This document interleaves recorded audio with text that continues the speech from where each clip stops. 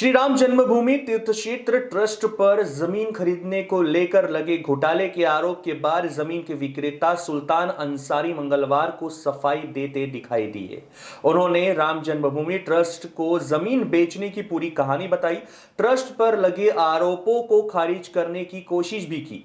उन्होंने कहा कि 10 मिनट में नहीं बल्कि 10 साल में जमीन 2 करोड़ से 18 करोड़ की हुई है। पूरी पारदर्शिता से ट्रस्ट ने जमीन खरीदी है, पैसे का लेन देन ऑनलाइन हुआ है।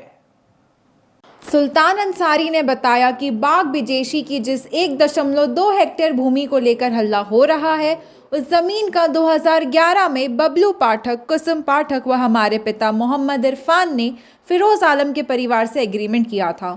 उस समय जमीन की कीमत 1 करोड़ रुपए तय हुई थी, जिसमें 10 लाख रुपए पेशगी के रूप में दिए गए थे। इसी बीच उस जमीन को लेकर कुछ विवाद हो गया, मामला कोर्ट में पहुंचा, जिसके चलते जमीन का बैनामा नहीं हो पाया।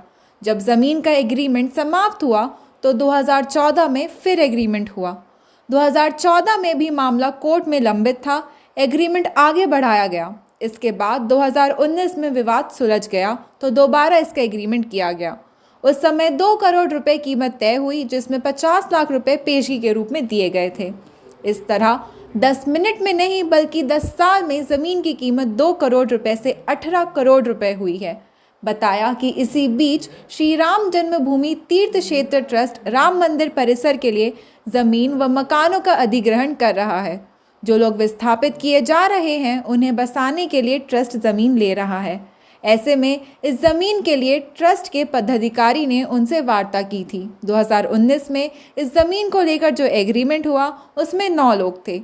ट्रस्ट का कहना था कि हम किसी एग्रीमेंट धारक के खाते में पैसा नहीं भेज सकते, किसी बेनामेदार के खाते में भेजेंगे। फिर हमने अपने पार्टनर के साथ बात की, सभी की सहमति से हमारे व रवि मोहन के नाम ज़मीन का बैनामा हुआ। फिर हमने निर्धारित 2 करोड़ की राशि बबलू पाठक को देकर ज़मीन का बैनामा करा लिया। उसके बाद हमने राम जन्मभूमि ट्रस्ट को एग्रीमेंट कर दिया। जो लोग आरोप लगा रहे हैं, उन्हें बता दें कि हमने मार्केट रेट से कम पर ज़मीन का बैनामा किया है। आज की उस ज़मीन की मलियत 24 करोड़ में बनेगी। चूँकि हमारी राम में आस्था है, इसलिए हमने कम रेट में ज़मीन का बैनामा किया है। कहा कि ये सही है कि एक ही दिन पहले बबलू पाठक से बैनामा लिया गया, फिर ट्रस्ट को एग्रीमेंट किया गया, लेकिन इसमें कोई गलत नहीं है, कोई कानूनी अड़चन भी नहीं है। सुल्तान अंसारी ने बताया कि जो लोग ज़मीन खरीद में ट्रस्ट पर घोटाले का आरोप लगा रहे हैं, उनकी जानकारी के लिए बता दूं कि ट्रस्ट ने पूरे प्रकरण में पारदर्शिता बरती है। ट्रस्ट ने ज़मीन का एग्रीमेंट कराने के बाद आरटीजीएस से पैसे का ट्रांसफ़र किया है। अभी ट्रस्ट की ओर से 8.5 करोड़ मेरे खाते में व इतनी ही रकम रवि मोहन के खाते में ट्रांसफ़र की गई है, जो कि 1 नंबर का पैसा है। अभी 1.5 करोड़ बकाया भी है। ट्रस्ट बैनामा के समय शेष पैसा देगा। कहा कि बहुत जल्द ही इस ज़मीन की रजिस्ट्री भी हो जाएगी। सुल्तान अंसारी कई वर्ष पूर्व समाजवादी पार्टी से जुड़े रहे। कुछ वर्षों के बाद ही सुल्तान का सपा में मोहभंग हो गया। उनकी राम मंदिर के प्रति गहरी आस्था है। इस बात का प्रमाण ये है कि उन्होंने राम मंदिर के लिए निधि समर्पण भी किया है।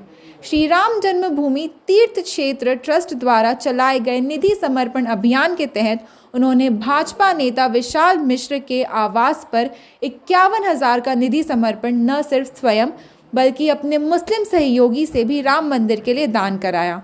इस अभियान में इनकी ओर से लगभग 98,000 का निधि समर्पण कराया गया था।